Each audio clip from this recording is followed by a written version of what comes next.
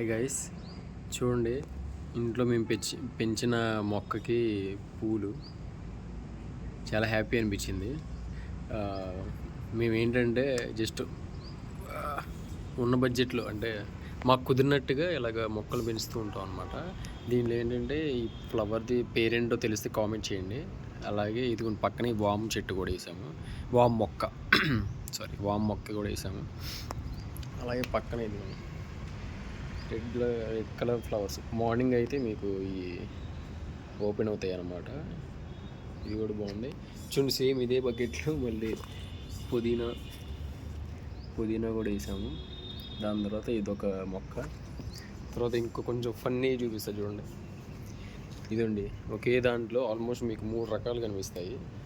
ఇదండి తులసి మొక్క, తర్వాత వామ్ మొక్క, ఇది వామాక్ అంటారు. దీని తర్వాత ఇదిగోండి మన సమ్మర్ స్పెషల్ ఏంటంటే